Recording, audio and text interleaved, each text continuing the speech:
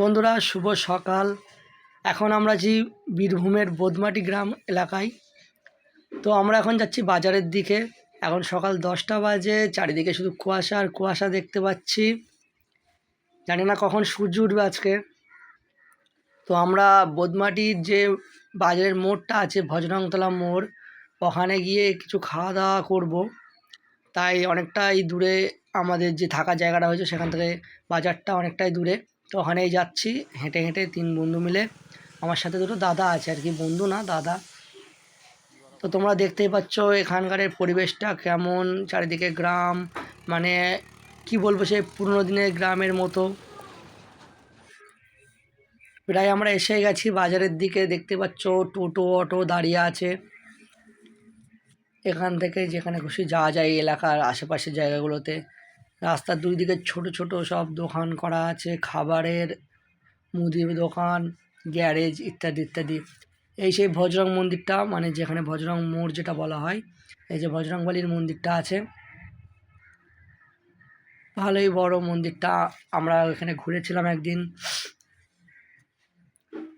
পুজোও দিয়েছিলাম মন্দিরটাতে। দেখতেই পাচ্ছ দুই পাশে সবজি বাজার বসেছে, সামনে একটা ওটা গ্রাম পঞ্চায়েত অফিস ছিল।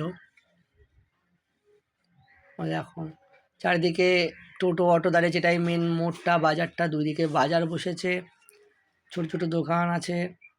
আমরা যাব রাস্তার ওই দিকটাতে একটা মিষ্টির দোকানে, যেখানে গিয়ে কিছু খাওয়া দাওয়া করবো। 3 জন হাঁটতে হাঁটতে এলাম বাজারের পাশ দিয়ে।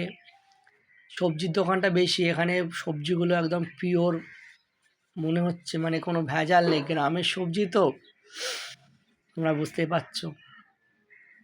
মাছের দোকানও আছে, ছোট বড়, ফল ইত্যাদি ইত্যাদি সব জিনিসেরই দোকান আছে দেখতে পাচ্ছি। কোনো সেরকম সুবিধা অসুবিধা তো দেখছি না, নর্মাল বাজারের মতোই মনে হচ্ছে এখানে বাজারটা। একটু কম কম দোকান আর কি, আর কিছুই না। তো তারপরে আমরা চলে আসলাম লাইক সুইটসে। এখানে এসে কচুরি নিলাম, নিয়ে খেলাম 3 জনে, সঙ্গে একটা করে রসগোল্লাও নিলাম।